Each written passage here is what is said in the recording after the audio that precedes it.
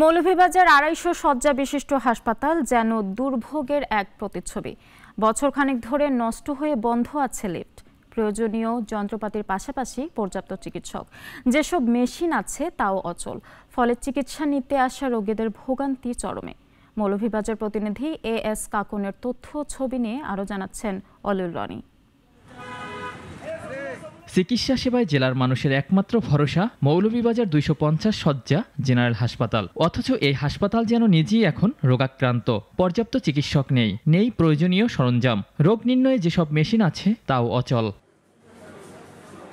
নানান সংকট আর অবহেলায় হাসপাতালটি এখন রোগীদের কাছে হতাশার। ৩ বছর ধরে অচল হয়ে পড়ে আছে MRI ও এক্স-রে মেশিন সহ অধিকাংশ চিকিৎসা সরঞ্জাম। ফলে সঠিক চিকিৎসা সেবা পাচ্ছেন না রোগীরা। MRI বন্ধ আছে, এক্স-রে মেশিন বন্ধ আছে, বর্তমানে লিফট বন্ধ। চেয়ার একটা তারা দুইজনে দৌড়িয়ে উঠেছে হসপিটাল, একটা মানুষের সাহায্য বাজার একটা ট্রেজার নাই। লিফটটাই যতদিন থাকি নাই, আমরা যে কষ্ট করি ময়লা টানি নিয়ে যে সেবাটা পাওয়ার দরকার, এই সেবা থেকে যদি আমরা বঞ্চিত হই তাহলে ২৫০ শয্যা হসপিটাল মৌলভীবাজারের দরকার। ডলার সংকট আর টেন্ডার প্রক্রিয়ার অজুহাত দেখিয়ে শীঘ্রই মেশিনগুলো সচল করার কথা জানান এই কর্মকর্তা। ডলারের একটু ক্রাইসিস আছে, ডলারের ক্রাইসিসের জন্য তাদের টেন্ডার প্রক্রিয়া একটু বিলম্বিত হয়েছে।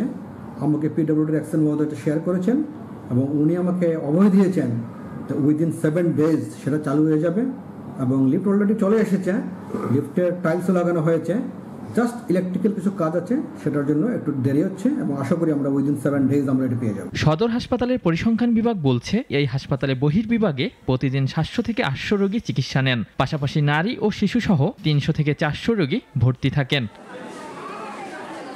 অলিউল রনি, নাগরিক। ওয়ালটন এয়ার কন্ডিশনার এক্সচেঞ্জ অফারে স্প্লিট এসিতে 23,000 টাকা পর্যন্ত নিশ্চিত ছাড়।